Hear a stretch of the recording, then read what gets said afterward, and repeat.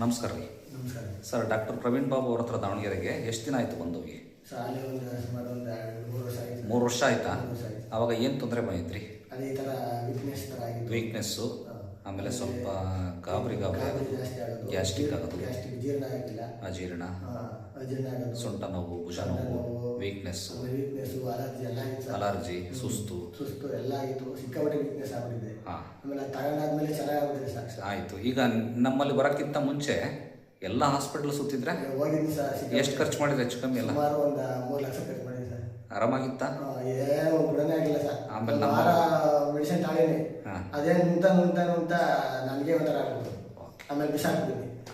ಈಗ ನಮ್ಮಲ್ಲಿ ಬಂದಮೇಲೆ ಅಲ್ಲಿ ಆಮೇಲೆ ಯೂಟ್ಯೂಬ್ ನಾನು ನೋಡಿದೆ ಸರ್. ಹಾಂ, ದಾವಣಗೆರೆ ಅಂತ ನಿಮ್ಮ ಹೆಸರಿತ್ತು. ಆಮೇಲೆ ಬಂದು ಪಾಪ ನೀವು ಚೆನ್ನಾಗಿ ಮೆಡಿಸಿನ್ ಕೊಟ್ರಿ, ಆರಾಮಾಯ್ತು. ಮೆಡಿಸಿನ್ ಕೊಟ್ಟಾದ್ಮೇಲೆ ಸೂಪರ್ ಆಗಿದೆ ಸರ್. ಓಕೆ, ಹಂಗಾಗಿ ನಿಮ್ಮ ಸೊಸೆ ಕರ್ಕೊಂಬಂದಿದ್ದೀರಿ. ಈಗ ಮತ್ತೆ 4 ತಿಂಗಳಿಂದ ಸೊಸೆ ಕರ್ಕೊಂಬಂದಿದ್ದೀರಾ? 4 ದಿವಸ ನಾದ್ನಿ ಕರ್ಕೊಂಬಂದಿದ್ದೀರಿ. ನಿಮಗೆ ಆರಾಮಾಗಿದ್ದಕ್ಕೆ ನಾದ್ನಿಗೆ ಏನು ಅಲರ್ಜಿನಾ? ಅಲರ್ಜಿ ಆಗುತ್ತೆ ಅಂದರೆ ನೆಗಡಿ ಅಲರ್ಜಿ? ಹಿಡಿಯಲ್ಲ, ಏನೋ ಒಂಥರ ಇದು ಗುಳ್ಳೆ ಥರ ಆಗ್ತಾ ಇದೆಯಾ?